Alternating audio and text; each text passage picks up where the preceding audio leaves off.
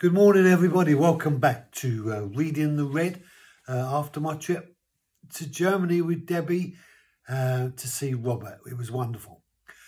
Matthew chapter 26, and we're looking today at verse 23.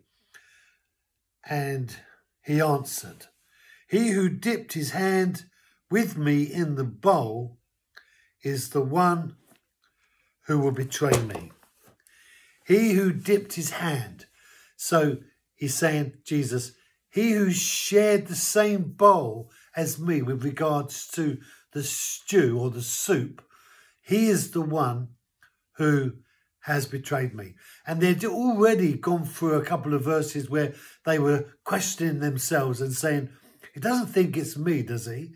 And now Jesus comes up and says, he who dips his hand in the soup, in the bowl, with me, is the one who betrayed me. And the idea of betraying someone is really to let them down, to, in effect, cause them to lose trust in you. You were trusted, and now you have broken that trust.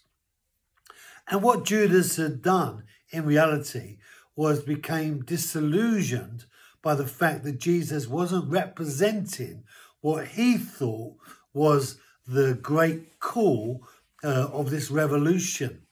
Like the zealot who wants to take the victory over his enemy by force.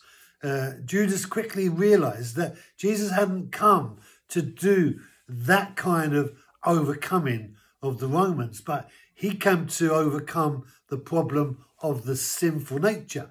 Judas hadn't got that. His simple focus was on letting Israel reign again in his own independent way. And so he loses trust in Jesus. He loses heart in Jesus. And that is what motivates Judas to betray Jesus. And Jesus knows what Judas is about. And he says, he who dips his hand. And that really is sharing the same food that I'm eating and eating that same food at the same table that I'm eating. And this sense of sharing food together is a sign of embracing and of saying we are trusting one another. And it's important that we share fellowship, we share bread with our brothers and sisters in the church, because that enables us to embrace friendship far, far more than just coming to church and singing songs, listening to preachers. It's about embracing the reality of a community that represents what God is intending to see happen in the earth. And Jesus is demonstrating that by sharing his life, sharing his bread with his disciples.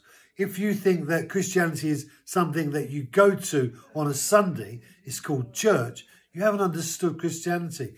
Christianity is about a 24/7 relationship with God.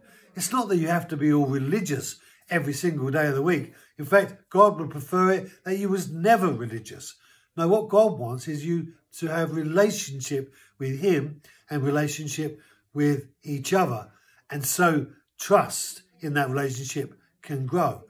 And Jesus is saying to Judas, you, Judas, have broken my trust. Thank you for joining me. Be blessed. Have a great day, and I'll see you tomorrow.